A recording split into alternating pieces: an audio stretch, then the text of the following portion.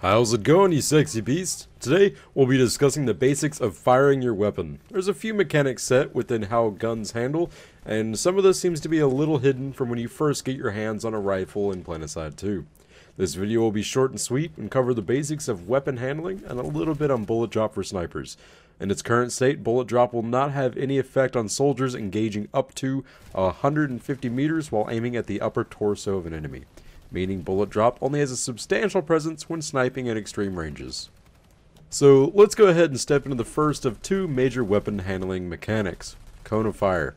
This mechanic defines how wide of a firing arc your weapon has while shooting. The more you move or shoot, the wider your crosshair becomes, as well as your cone of fire. A few ways to reduce your cone of fire could be by standing still, slowing your movement, crouching, or by firing in bursts. Each weapon in the game has a cone of fire bloom modifier, meaning each gun will cause your crosshair to flare out at varying rates the more you shoot. This means that firing fully automatically will make your crosshair, thus your cone of fire, flare out at its maximum rate. Halting your fire for just a split second will make your cone of fire reset back to its smallest position, returning your full accuracy to you. Generally speaking, firing in bursts of 5 to 8 rounds will keep your cone of fire as minimal as possible to keep the rounds hitting your intended target. The other mechanic to firing your weapon is the pretty obvious one, recoil. For every round fired, your weapon will kick back into your soldier's shoulder, causing the muzzle of the weapon to drift vertically, while also bouncing side to side.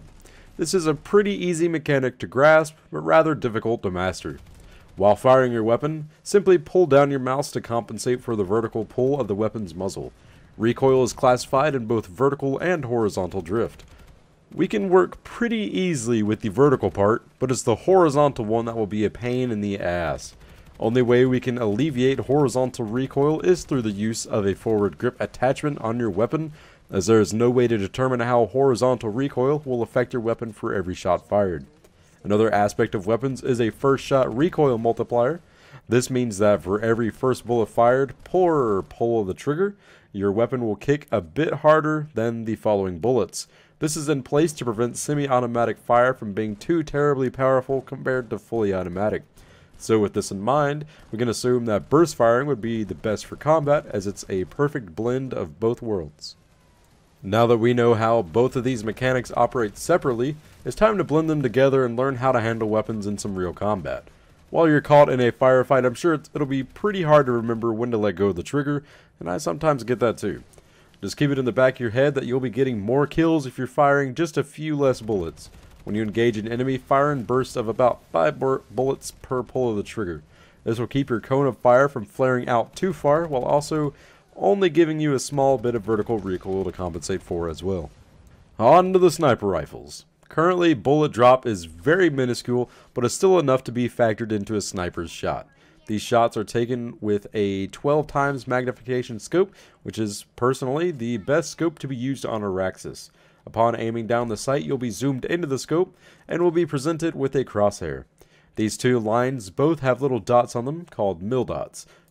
Each dot represents a distance that is measured for how far a bullet will change its trajectory over time.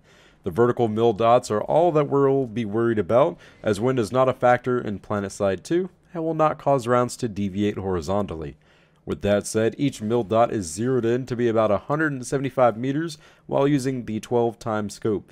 Realistically, we won't ever use any more than about 2 mil dots, as sniping at anything past 400 meters isn't viable, nor will enemy soldiers even render past that distance.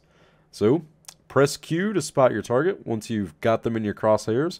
Open the map, right-click where their arrow pops up, and set a marker. This will allow you to accurately gauge the distance between you and your target without revealing yourself by firing a shot beforehand. The more you play with the sniper rifles and get a hold of Araxis' gravity, then you'll be able to snipe efficiently without having to gauge with the map. Since bolt-action sniper rifles are the go-to weapons of infiltrators, you'll be wanting to get that first shot to be the killing blow. That's all I got for you now, you sexy beasts. I hope you enjoyed this Back to Basics video. If you did, please give it a thumbs up and I'll continue to make some more. I got plenty more in the pipeline coming in right now. As for the Empire-specific rocket launchers, Matt Higbee himself said that there might be a couple of changes, so I'm holding off on reviewing those quite yet.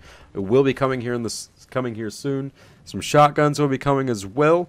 I will be doing a medic certified badass video later down as well. And that's about it. If you did like this video, please give it a thumbs up. And if you would like to see more mechanics like this to be explained in detail, let me know in the comment section below. Want to see more videos like this? Go ahead and subscribe. It's free.